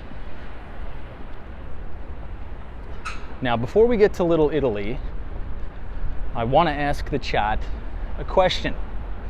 Does anybody remember this time last year where I said I went to the Feast of San Gennaro? We'll wait till the subway goes by.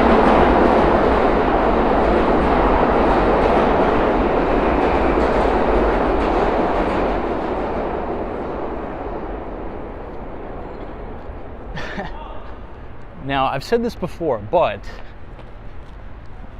last year I went to the Feast of San Gennaro in Little Italy, and the prices were wild, crazy expensive.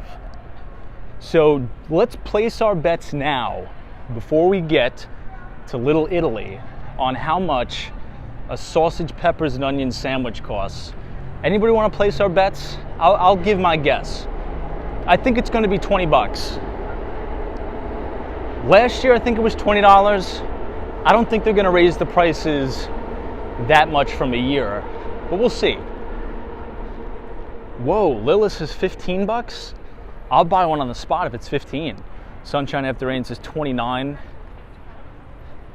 Adam says 18.50.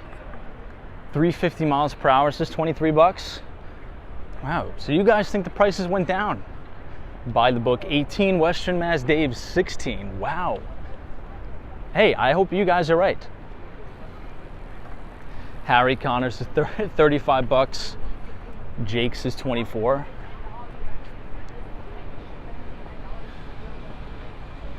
Ooh, Mike MTL says, how much was a cannoli?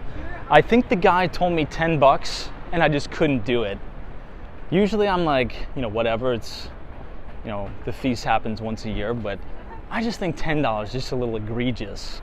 It's just like, it's a wasteful, I think, at that point. But we'll see, we'll check the prices when we get down there.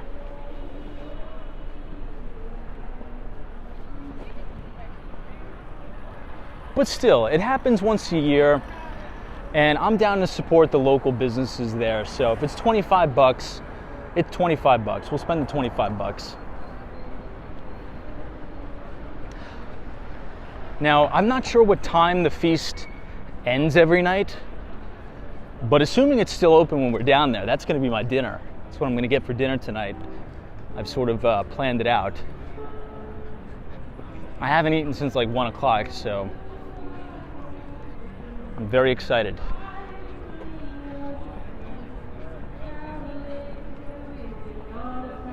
Hey, Igor says, hey Tom, come to Brooklyn's Domino Park. You will love it.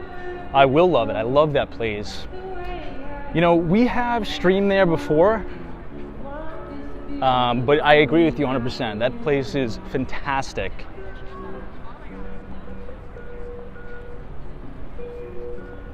Dumbo, Brooklyn, I love. Williamsburg, all great locations.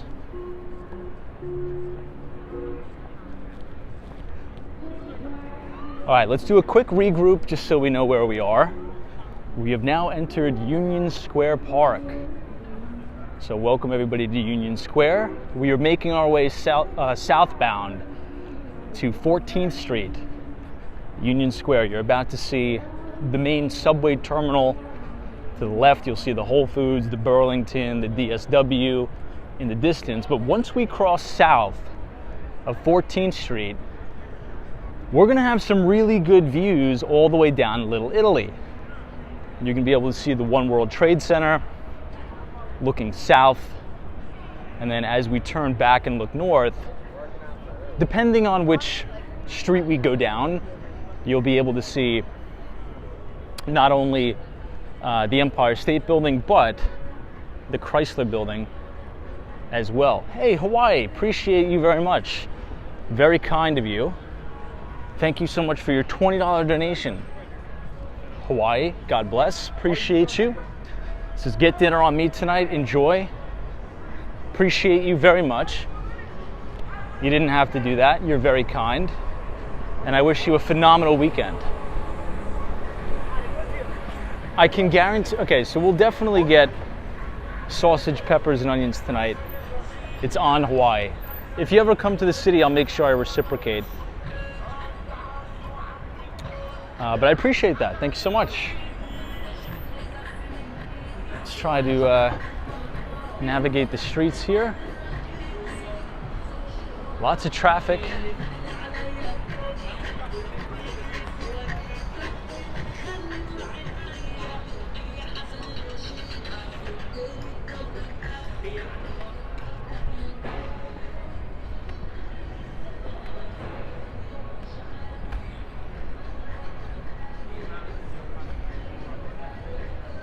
Joseph Hardaway, what is going on?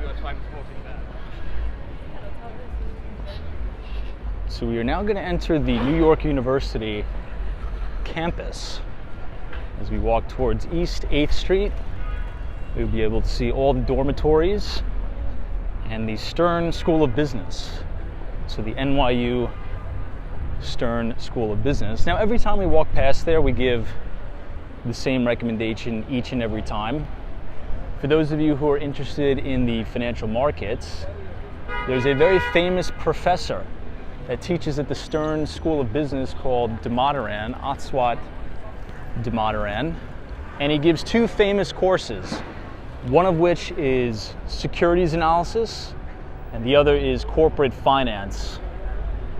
Now, if you don't have a ton of money to drop on an MBA at the business school, well, not to worry. You can just go to his YouTube channel, and the professor uploads all of his lectures for free, which is unbelievable, by the way.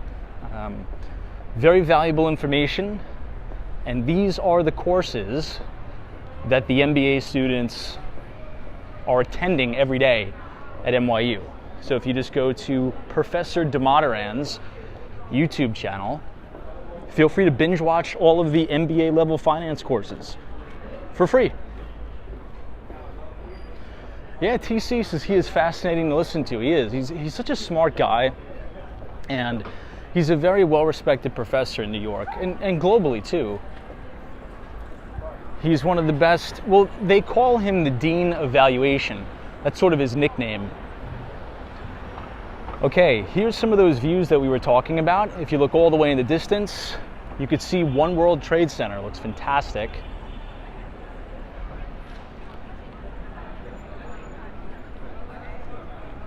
We'll try to pick up the pace a little bit.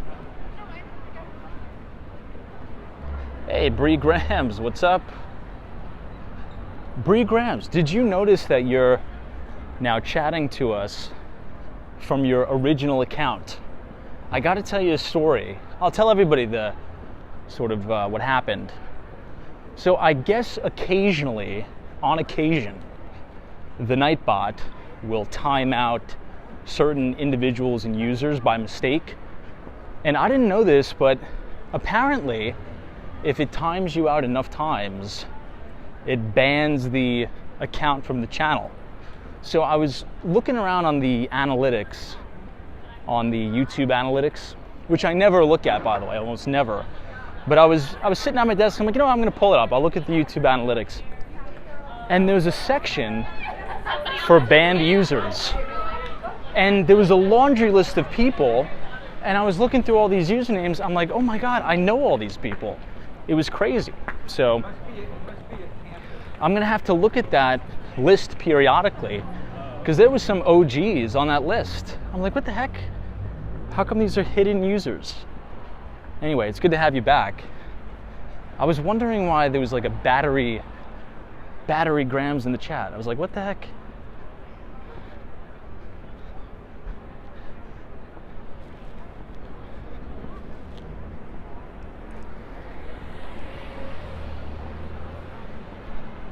All right, we're almost there.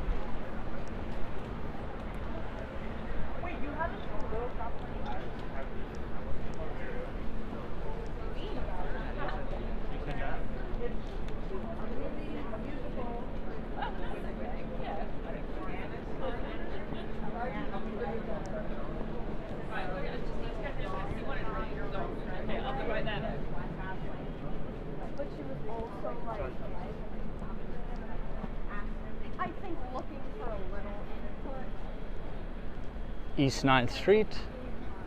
I think we're gonna get caught at the light, unfortunately. That's all right. You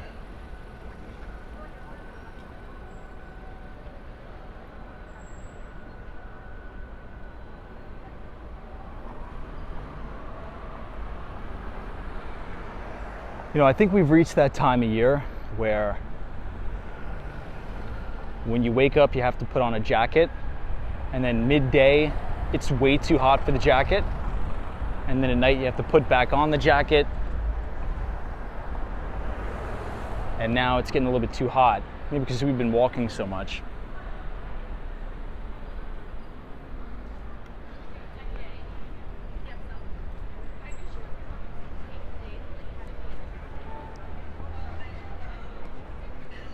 All right. Hey, A-Scans, it's Tom. Did you see when Zuckerberg and Musk were in the same conference room in DC the other day? I didn't, actually. I didn't. What went on there? Was that awkward? I'm sure it was.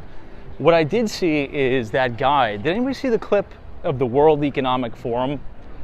There was, and I mean, good for this guy. I actually don't agree with what he said, but I'm kind of glad he said it. I can guarantee he'll never be invited back. But, you know, the World Economic Forum is just a forum for the elites to gaslight everybody. And so this guy was invited, and he was speaking in front of the panel. He's like, look, all of this nonsense is just blowing smoke up everybody's you-know-what about the climate, and, you know, we need to help this and help that, and the ESG. He's like, the only thing that matters is the taxes, right? We're talking about how everything is so underfunded, but it's coming from the mouths of these multi-billionaires. So the guy was like, this seems just like a big scheme just for blowing smoke. Now, I don't agree with this guy, per se, but he kind of does make a good point, actually. Because all of these forums, like the World Economic Forum, you know, they lecture everybody about climate change. They say we need to do this ESG, this diversity, this, you know, all this nonsense. But then when you think about it, it's like, okay, well, you guys are multi-billionaires. Why don't you fund it all?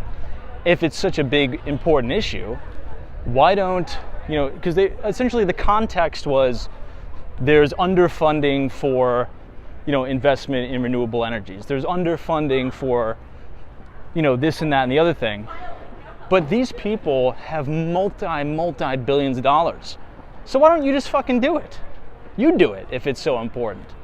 So essentially the guy was like calling them out and saying, this is just a conference to gaslight everybody.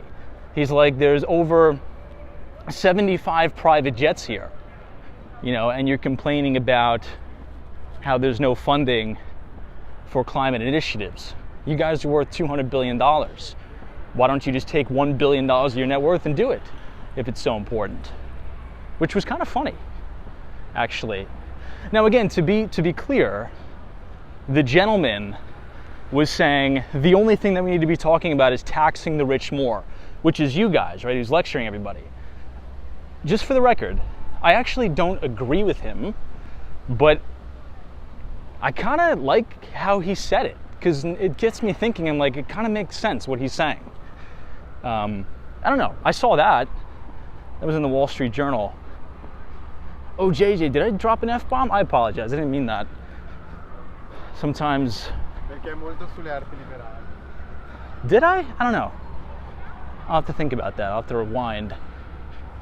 Hey, Mike. What's up, Mike? Good to see you.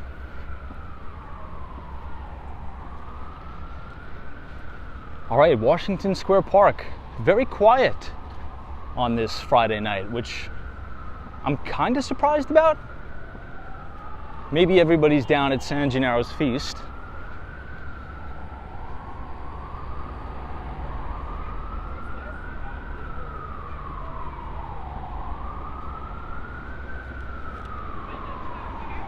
All right, West 4th Street. Let's make a right. Now to the left is the business school.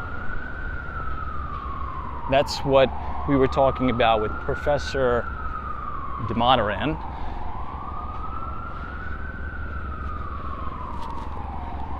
Western Mass Dave's is weird to hear it. Maybe it's just because I'm tired. I'm kind of running on E. It's the end of the week. It was a busy week. Kind of just slipped.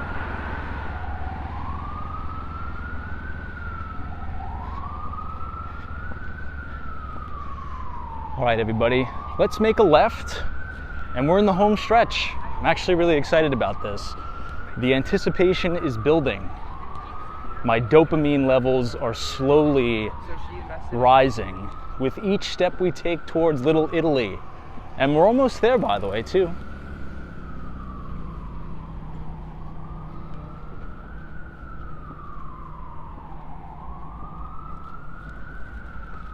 Wow, it looks like they're doing some construction inside New York University. Look at that. Huh, I wonder how long this has been going on. I didn't even notice this. Now, New York University is the owner, or is one of the largest owners of real estate in Manhattan. They own so much real estate, and they've actually been slowly accumulating even more of it. New York University is so wealthy, it's crazy.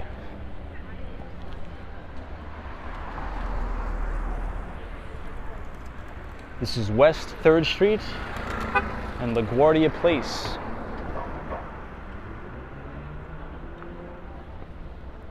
All right. I like how it's getting quieter in this neighborhood. We're about to cross over to Soho in a moment. So we're about, I'd say like maybe 3 or 4 blocks away from Houston Street. And then once we cross south of that, we're gonna see some of the amazing buildings with the beautiful cast iron facades and fire escapes. Now, off topic, but you know what else really like gets to me a little bit? And usually I'm not one to, call out corporate America and all that, but you know what I can't stand is the following.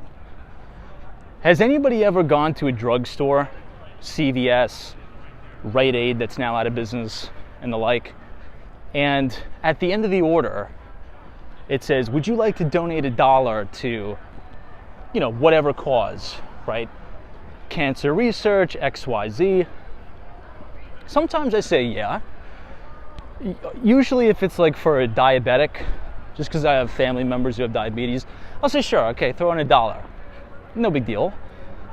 These corporations then take advantage, they take all of the credit.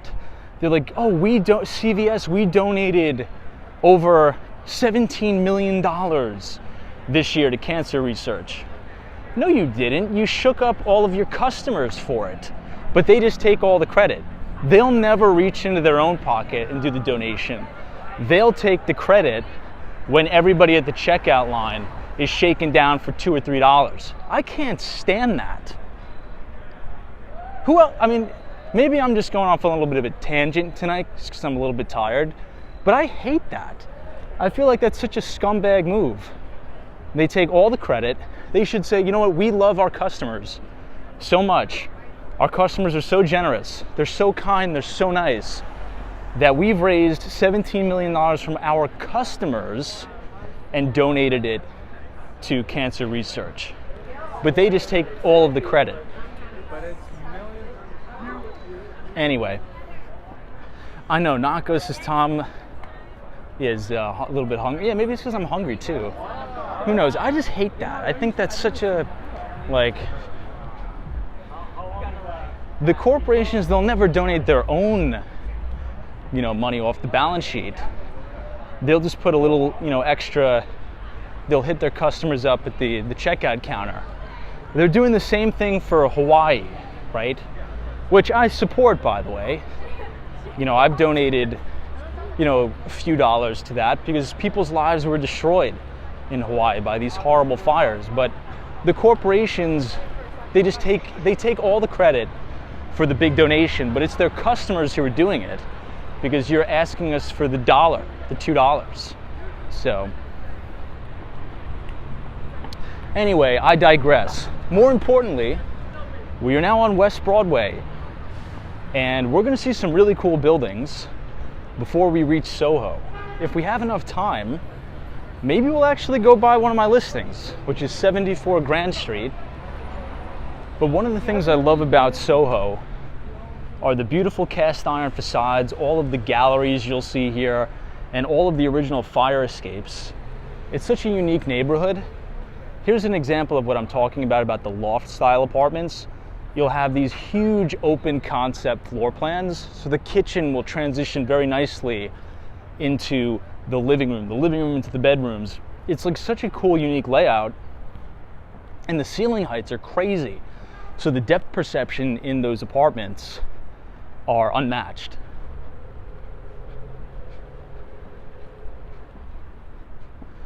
Trades for free says, are we there yet? Soon.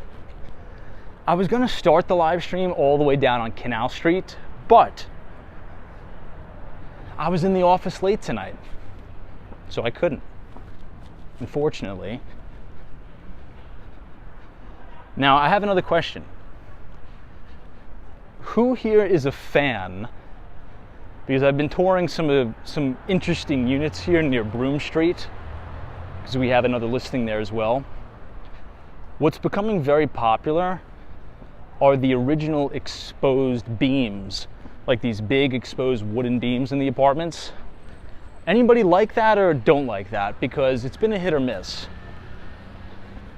That's been a big trend in New York, particularly a few things. What's a trend in New York now is sort of unfinished finishes, if that makes sense. So number one, like exposed concrete ceilings, that's really in right now. Do I know if it's going to be in 5 or 10 years? I don't know. Some people like it, some people don't. Another is like these big exposed wooden beams in the apartments. I think it looks nice, but some people are like, it gives the apartment a feeling that it's unfinished in a way. And I guess I can understand that. Dee says you love it. Christina says love. Well, a lot of people like it. Interesting.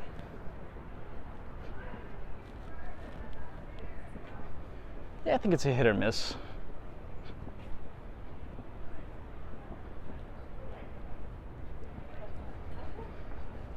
A Simple Life says, have you started working on the Seinfeld video?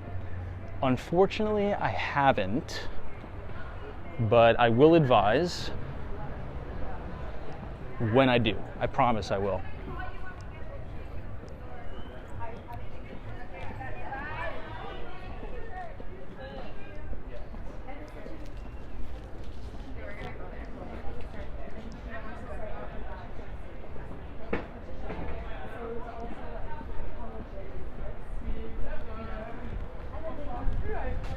We'll try to go around. So this will take us all the way to Canal Street, and that will run us all the way into Little Italy.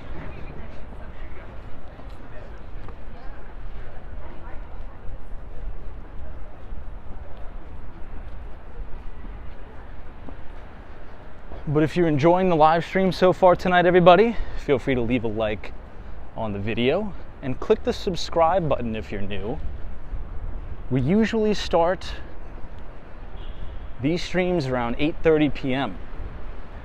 and we'd love for you to join us, so feel free to subscribe. This restaurant's always very packed. Fashion Week is now officially over in New York. I believe the last day was Wednesday. I think it was the last day of New York City Fashion Week. Even if it's at a shitty bar, we have to.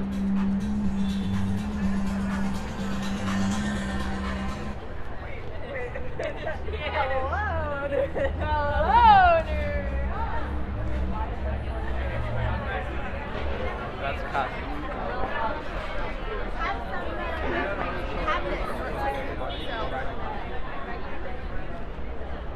All right, and this is Sirhant. Very successful real estate brokerage in New York City, now expanding to multiple other locations.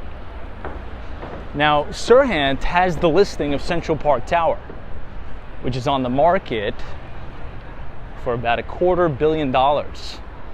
So just a tad bit out of my price range, but you know, last we've heard about that, I think Western Mass Dave made an all-cash offer on the deal, but his negotiation is he wants at least 7 months of common charges thrown in for free. And the developer is not willing to negotiate on that, but I mean, Dave has the quarter bill ready to be wired and ready to Xtel, so we'll see the progress of that deal. Hey, RB, says Tom, exposed ceiling beams means more to collect dust on the ceiling. That's a good point. It's actually a really good point. Now, I mean, if some of these apartments are going for, you know, $4 million, $5 million bucks, I feel as if that price range, you must have some sort of staff or service that comes and cleans the apartment. But no, you're right. You're totally right. All right, everybody, this is officially Grand Street. So the listing is right on the corner of Grand and Wooster Street. It is a 2-bedroom, 3-bathroom apartment, just under 2,000 square feet. And we will have the property tour video up on YouTube Sunday night. A lot of people out tonight dining outside. A beautiful night in New York. Not as hot as before, which is great.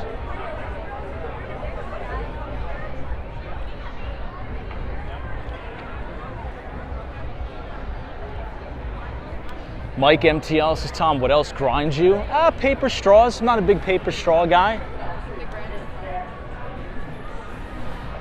All right, beautiful shot of the World Trade Center here, folks. Amazing. Antonio, good to see you. Welcome. Maybe we'll take a little bit of a shortcut. We'll go down and around. Wow, this looks all lit up for the Mexican Independence Day. Nice.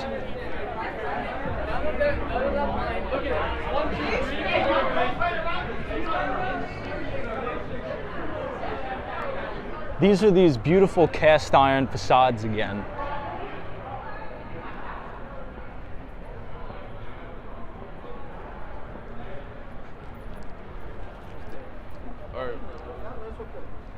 So you'll see Wooster Street on the corner. Yeah. And here it is, everybody. So we rented the second floor. I'll quickly show you before we reach Little Italy. So here it is. This is a total condo conversion, brand new gut renovation, but the facade is a 32-ton cast iron facade, fully renovated. It's beautiful in here. We rented the second floor. We sold the fourth floor. The penthouse is rented, and now I'm working on the third floor. So tomorrow I will be there. We are having another open house. So feel free to stop by if you're in the neighborhood.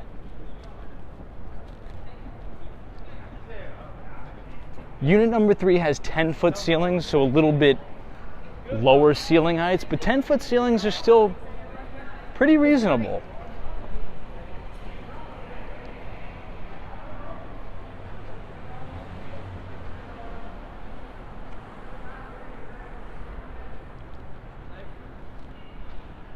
And look at these original Belgian block streets. I mean, yeah, but not like that. Hey, I want like full. All the way in the distance, you could actually see the San Gennaro's Feast.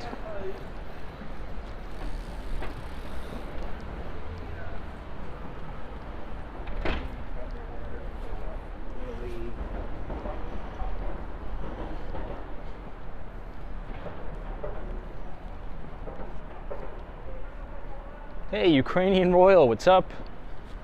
Sorry, joining late. No, you're right on time, because we are going to end the stream at San Gennaro's Feast. It is the second day, and I'm excited to show it to you guys. We're taking a little bit of a shortcut tonight towards Little Italy.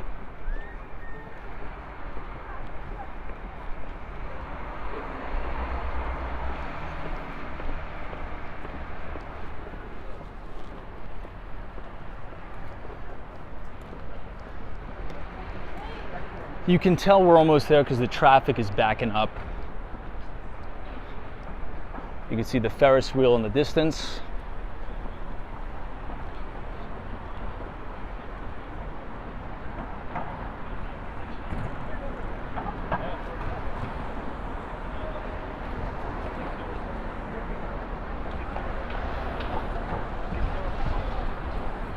These are gorgeous cast iron facades with those fire escapes. What's your name? I think the heaviest one is a 50-ton cast iron facade, but I believe that's right off Wooster Street.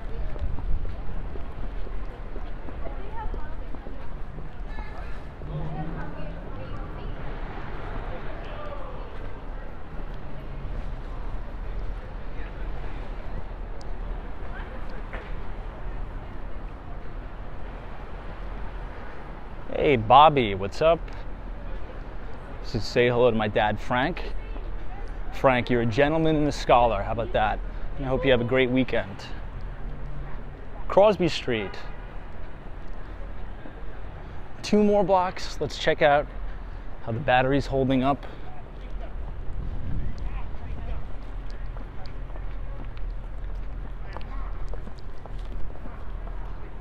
All right, we got some time. No worries. No worries at all. Ooh, look at that. Beautiful. I mean, those must be at least 12 to 15 foot ceilings in that particular loft.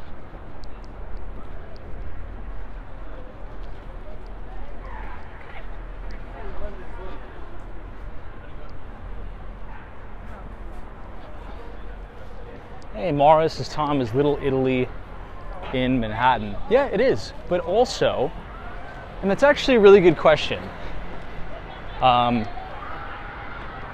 because there's actually a Little Italy in the Bronx. And many would say that the Little Italy in the Bronx is a little bit more expansive and a little bit bigger. All right, we finally made it just as the battery dwindles down to 10%. So we'll walk around as much as we can. Let me put the battery all the way to the lowest setting, or the screen brightness. So here we are. Welcome everybody to Little Italy. This is the second day of the Feast of San Gennaro. This is probably the biggest garbage thing I've ever seen. But that's good that they're cleaning it up, so you don't have to walk through it. Here we have the New York City's bravest, the FDNY. Love the FDNY. Center Marketplace.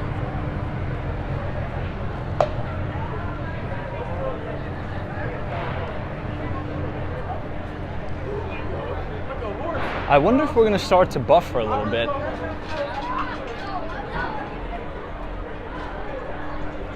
You can see, welcome to San Gennaro.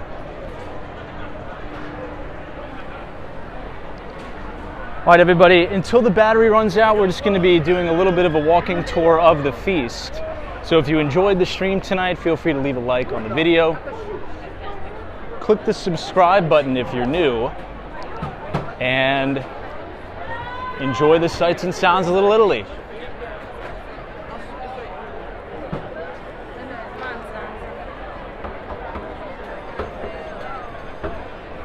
A lot of people.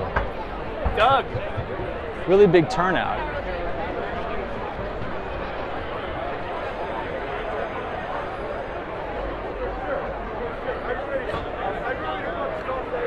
Wow, it must be 11 o'clock at night and there's still tons of people.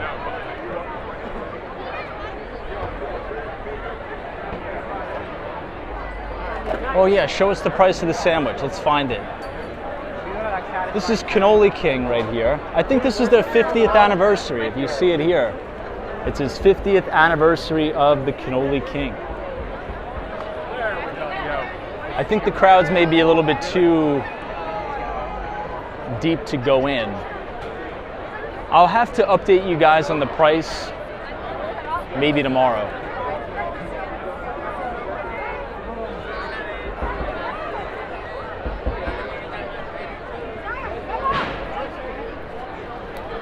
We'll try to go as far in as we can. I got my spot.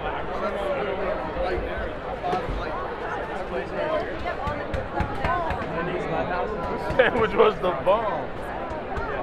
Oh wow.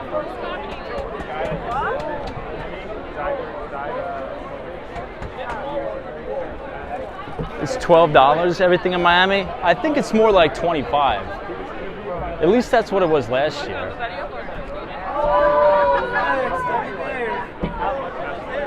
All right, I do need my phone for the subway, so I will sign off, and we will see you all tomorrow. Maybe we'll start the stream from the San Gennaro's feast. I'll try to get up early. So take it easy, everybody, and we will see you back here on Walks on Wall Street tomorrow. Take care.